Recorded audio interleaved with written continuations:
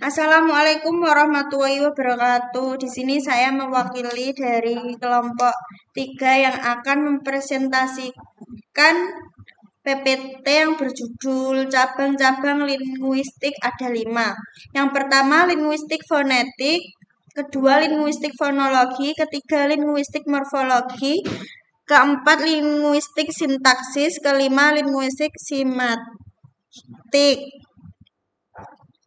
Yang pertama, linguistik fonetik adalah cabang linguistik yang mempelajari bunyi bahasa tanpa memperhatikan apakah bunyi tersebut dapat membedakan arti atau tidak. Menurut Danwanti dan kawan-kawan, tahun 2017 halaman 29. Studi fonetik ini umumnya terdiri atas 3 bagian.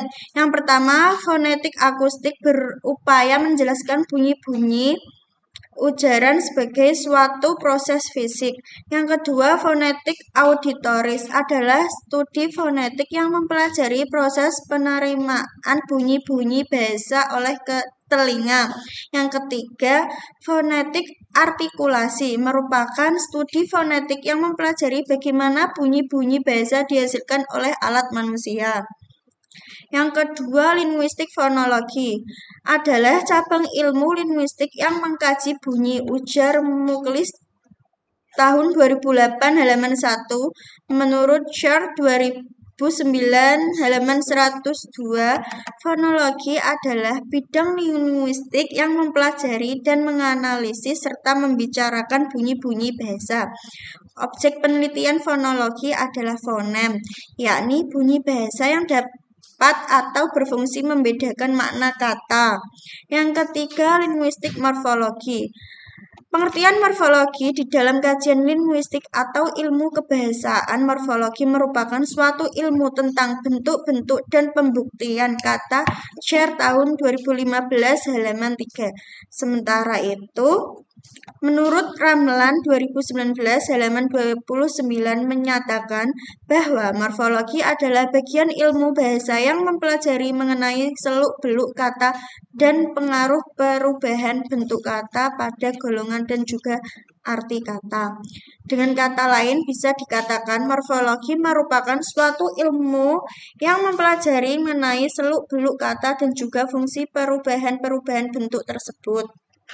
Yang keempat, linguistik sintaksis. Sintaksis adalah cabang linguistik yang menyangkut susunan kata-kata dalam kalimat atau tata bahasa yang membahas hubungan antar kata dalam tuturan. Verhaal dengan bukunya Asas-asas Linguistik.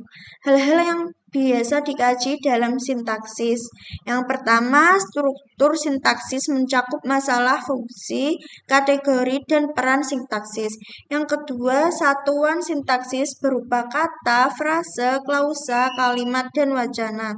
Yang ketiga, hal-hal yang berkenaan dengan sintaksis seperti modus, aspek, dan sebagainya.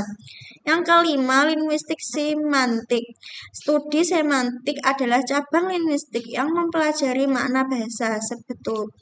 Sebetulnya, makna adalah hal yang paling sulit untuk dikaji.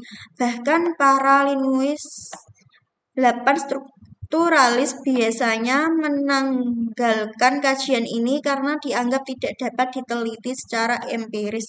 Makna itu terlalu relatif dan sangat tergantung dari penutur dan konteks sekitarnya. Studi semantik dikembangkan oleh Chomsky pada tahun 1957 yang menyatakan bahwa semantik merupakan salah satu komponen dari tata bahasa. Menurut Sher dalam Mulyastuti tahun 2014, hal-hal yang dibicarakan dalam semantik meliputi hakikat makna, jenis makna, relasi makna, perubahan makna, dan hal-hal lain yang berhubungan dengan makna bahasa.